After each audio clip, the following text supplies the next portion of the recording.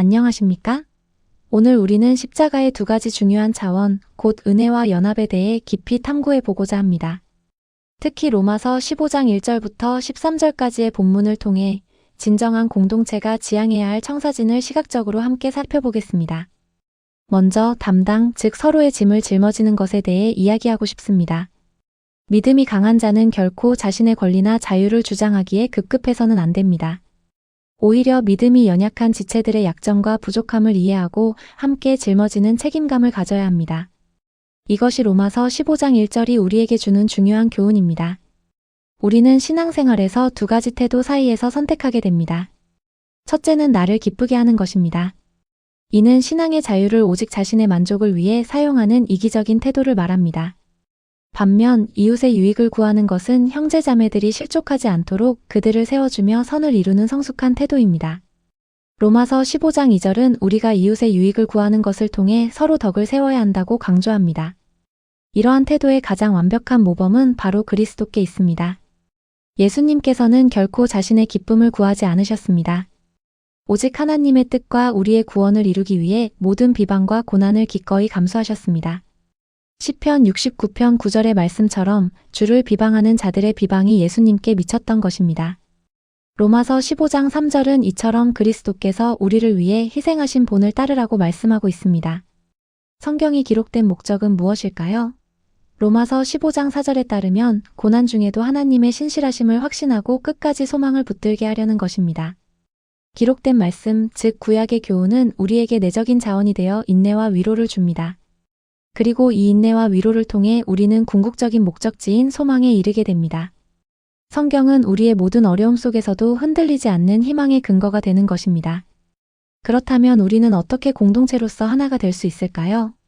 인내와 위로의 하나님이 주시는 마음으로 우리의 뜻이 합쳐질 때 비로소 공동체는 한 마음과 한 입으로 하나님께 영광을 돌릴 수 있습니다.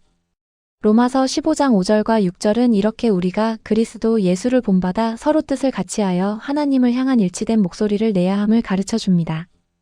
오늘의 핵심 메시지 중 하나인 서로 받으라는 말씀은 공동체의 연합을 위한 중요한 명령입니다.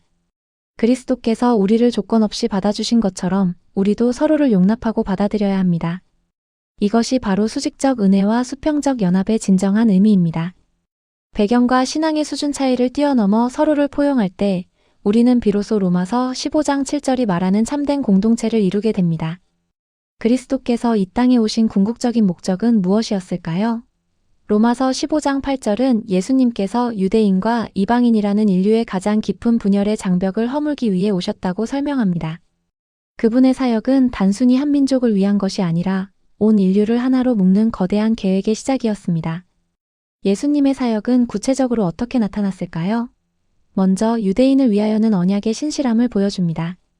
그리스도께서는 조상들에게 주신 약속을 견고하게 하시고 스스로 할례의 추종자가 되심으로써 하나님의 언약이 성취됨을 확증하셨습니다. 동시에 이방인을 위하여는 긍휼의 찬송을 가능하게 했습니다. 하나님의 긍휼하심이 이방인에게도 미쳐 그들 역시 하나님을 찬송하고 영광 돌릴 수 있게 된 것입니다. 이 두 가지 사역은 로마서 15장 9절에 명확히 기록되어 있습니다. 이처럼 이방인들이 주를 찬양할 것은 이미 구약 성경에 예언되어 있었습니다. 시편은 이방인들이 주를 찬양할 것에 대한 선포를 담고 있으며 신명기는 주의 백성과 함께 즐거워하라는 부르심을 전합니다. 그리고 이사야서는 이새의 뿌리, 즉 메시아가 온 열방의 소망이 될 것이라는 궁극적인 예언을 기록하고 있습니다. 이 모든 말씀은 이방인이 주를 찬양하는 것이 하나님의 오랜 청사진 속에 이미 계획된 일이었음을 보여줍니다. 이는 로마서 15장 9절부터 12절에 인용된 구약 말씀들을 통해 더욱 분명해집니다. 이 거대한 연합의 역사는 인간의 노력만으로는 결코 완성될 수 없습니다. 우리의 윤리적 노력과 결단만으로는 모든 장벽을 허물고 진정한 하나됨을 이루기 어렵습니다. 그렇기에 바울은 로마서의 실천적인 권면을 축복의 기도로 마무리합니다. 로마서 15장 13절 말씀처럼 소망의 하나님이 모든 기쁨과 평강을 믿음 안에서 우리에게 충만하게 하시는 것입니다. 우리의 노력 이면에 하나님의 은혜가 필요함을 강조하는 부분입니다. 결론적으로 수직적 은혜와 수평적 연합의 완성은 오직 성령의 능력으로 가능합니다. 성령의 능력이 우리 공동체에 부어질 때 비로소 로마서 15장 13절이 말하는 기쁨과 평강 그리고 넘치는 소망이 실현될 수 있습니다.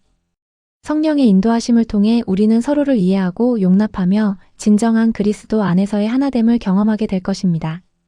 이것이 우리가 추구해야 할 참된 공동체의 모습입니다. 감사합니다.